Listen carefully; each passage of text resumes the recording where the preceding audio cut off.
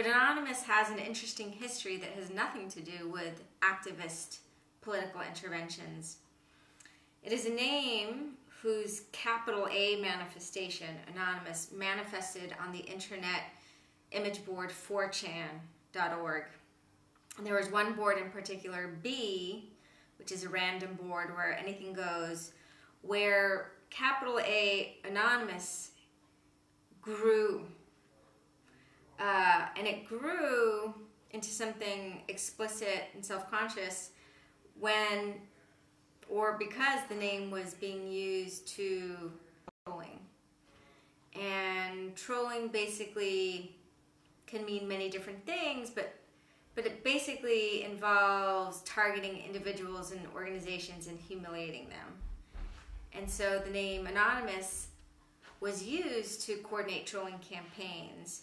And it's not surprising that the name grew out of 4chan, because on 4chan everyone posts anonymously. And there's no persistent identity. And so there was a very strong commitment to anonymous speech. And along with using the name to coordinate and attribute trolling campaigns, there was iconography that grew around Anonymous, such as a headless suit, a man in a headless suit, or a headless man in a suit, in a black suit. And this is where Anonymous came from. But in 2008, Anonymous changed its course in certain ways. And it happened through an unexpected kind of convergence of events, including a leaked video from the Church of Scientology, a recruitment video featuring Tom Cruise, that then sparked all these kind of threats, legal threats from the Church of Scientology to take the video down.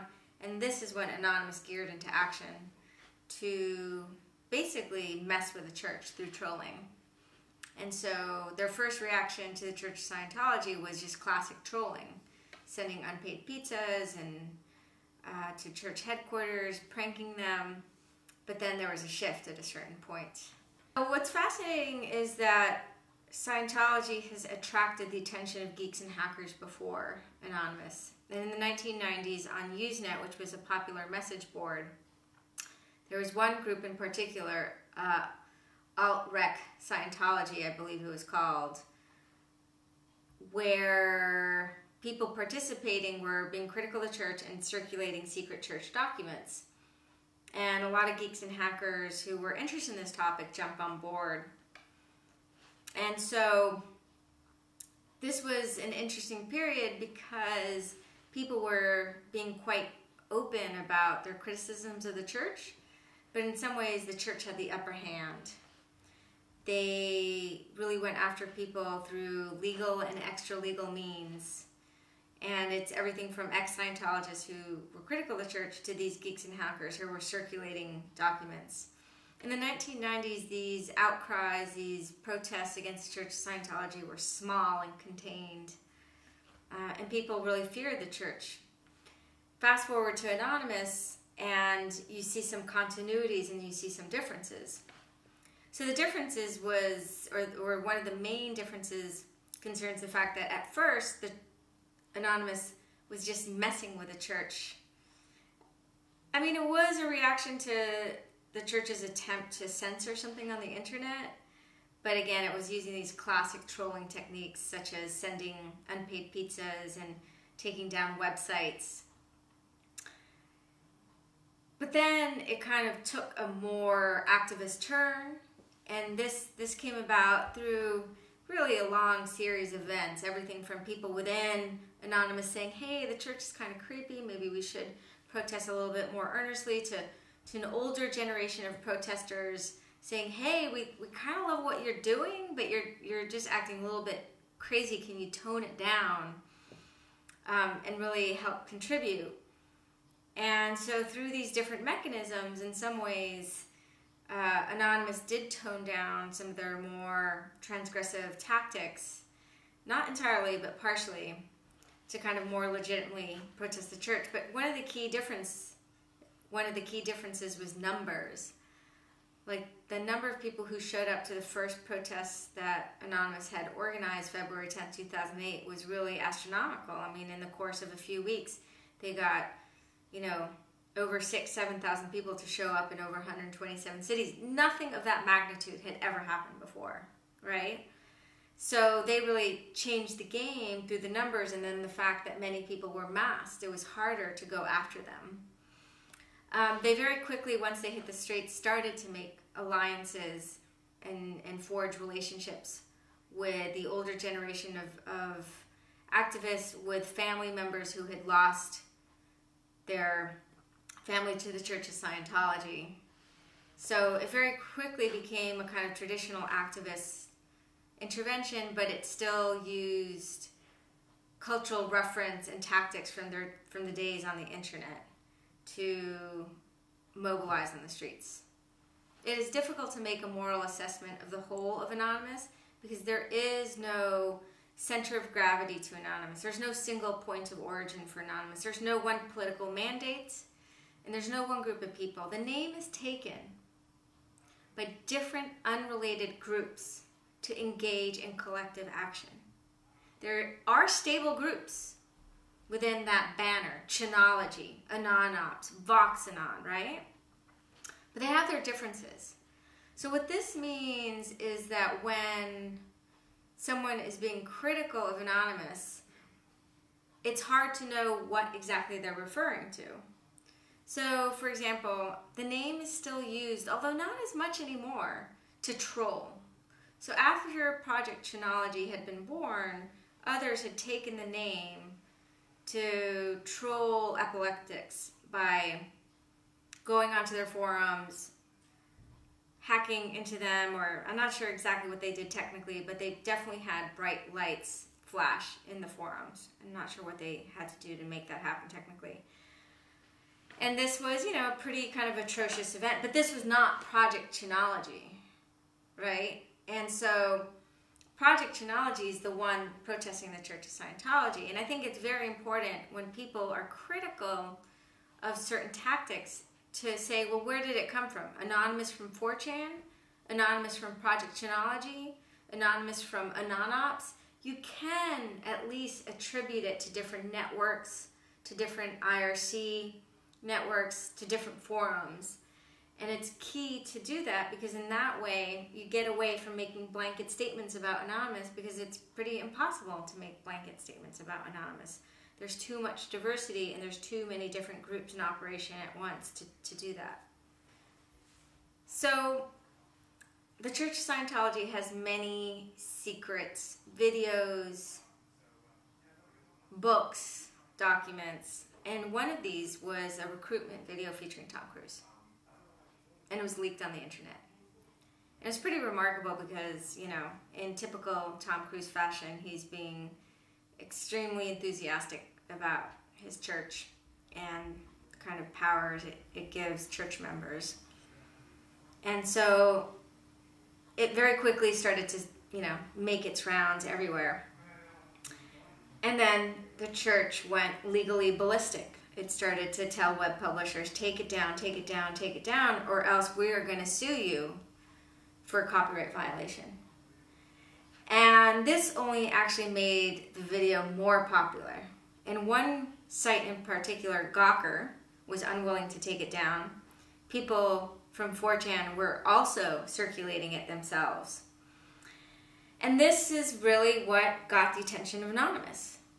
This was the moment. It was not simply the video, but also Scientology's reaction to web publishers to take it down. So this is when they decided to engage in these trolling techniques against the Church of Scientology as a kind of response to Scientology's desire to get that video taken down. But what was interesting too was that it kind of sparked a debate within Scientology. It also sparked a debate within Anonymous. And they also started to create their own media. And there was one very famous video that Anonymous made, which starts with the greeting, "Hello, leaders of Scientology," and then moves to kind of threat, "We seek to systematically dismantle the church."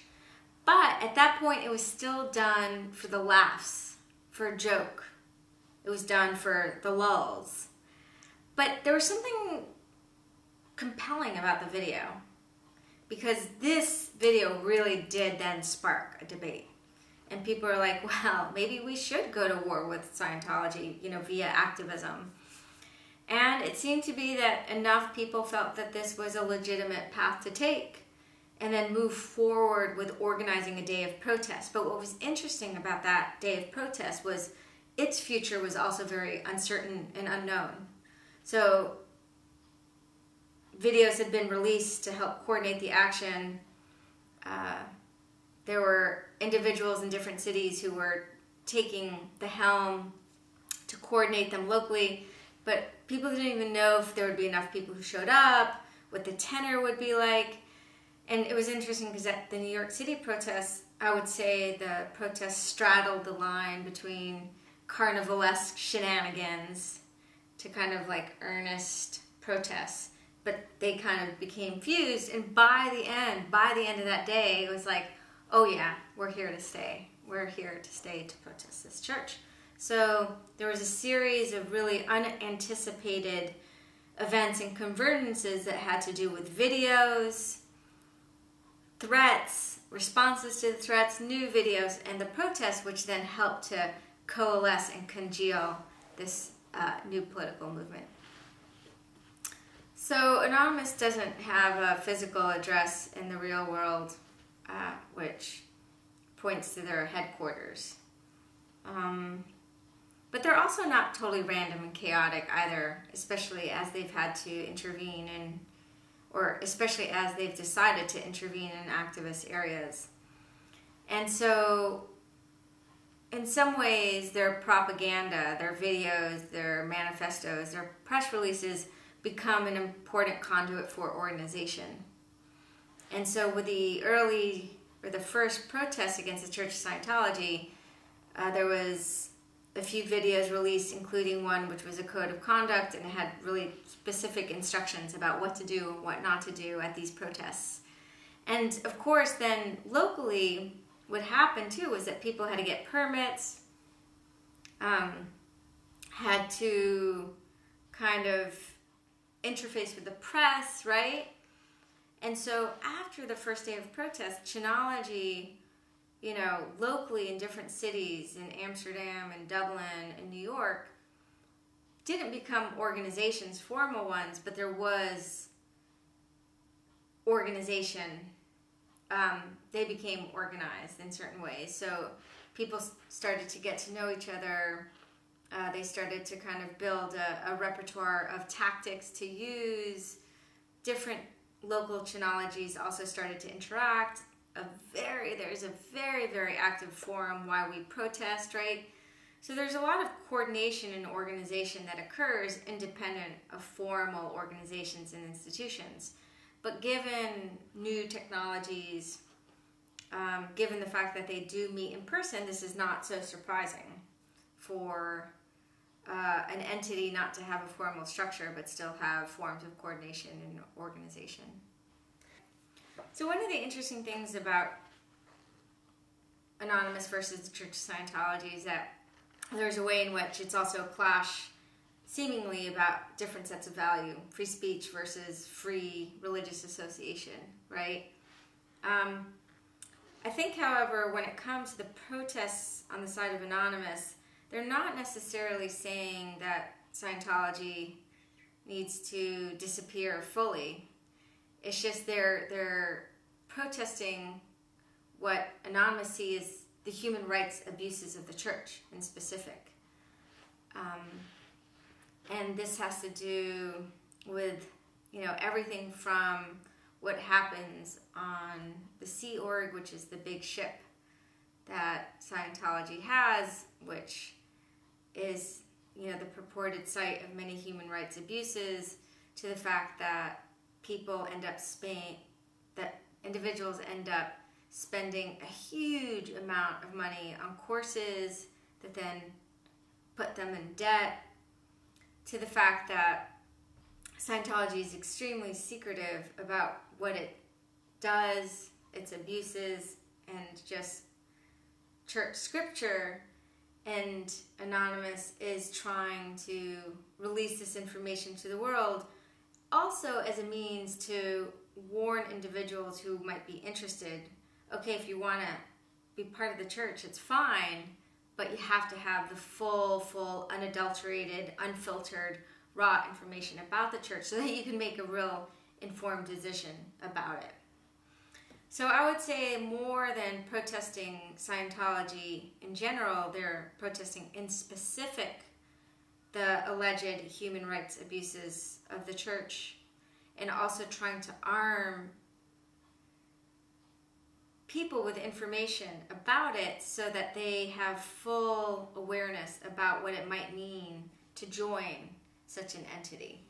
So at some events I've been to, it's kind of interesting to see geeks from the internet intermingling with ex-Scientologists. It's such an unlikely alliance at some level. And yet they've come together in interesting ways.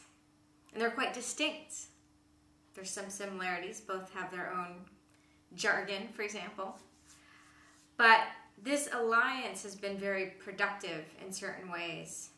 I would say that the ex-Scientologists have been key to provide legitimacy to the Anonymous movement. Otherwise, like, if ex-Scientologists who are critical of the church didn't find something compelling about Anonymous, well then it would be quite odd. And Anonymous has allowed ex-Scientologists to be more public about what they do.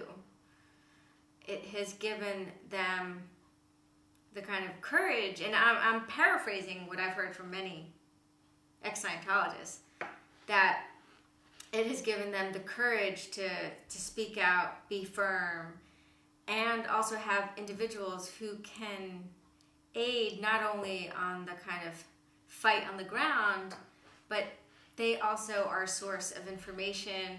A lot of these geeks who are part of Scientology know a tremendous amount about the church.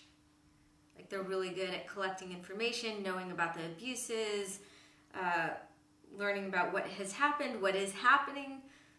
So they become an important source of information currently by which to sort of marshal their critique. So it's not simply that there's a kind of force in numbers. Oh, look, we have this personal army of geeks under the banner of Anonymous, which is allowing us to speak out. That's an important part, but another important part is that they're actively working and mining information about the past, present, and future of Anonymous in order to more effectively fight the Church of Scientology. Hang out enough with Anonymous, and you will hear people making fun of the church all the time, their beliefs. They do make fun of the church, but it's a lot of lighthearted joking. And in the end, I think, they are still committed to the idea that you have the right to have your beliefs and your opinions. What they're foremost protesting are the abuses and the policies of the church. So disconnection is one really good example whereby people are not really protesting the beliefs, but the tactics and the policies of the church. And there's many others as well. It's interesting because in certain countries, such as Europe's not a country, in certain countries such as France and Germany, Scientology doesn't have the legal status of a religion. People, of course, are still allowed to become Scientologists. What this means is that you don't get special tax benefits, for example, just because there have been, again, many abuses associated with the church that have come out. And so in some ways, Scientology is trying to bring public awareness to these abuses so that the organization doesn't get things like tax benefits at the expense of what they think are the members of the church. Okay. So what started as a kind of joke and trolling attack against the Church of Scientology has, 4 years later, led to an actual change in Scientology's ability to go after its critics. it's been a game changer. It's allowed people to be more public. It has put a lot of pressure onto on the church, so that they spent a lot of resources on fighting Anonymous, and it has led to definitely the kind of weakening of the Church of Scientology in a very, very short period of time. 4 years is not a lot. 4 years is not a long period of time.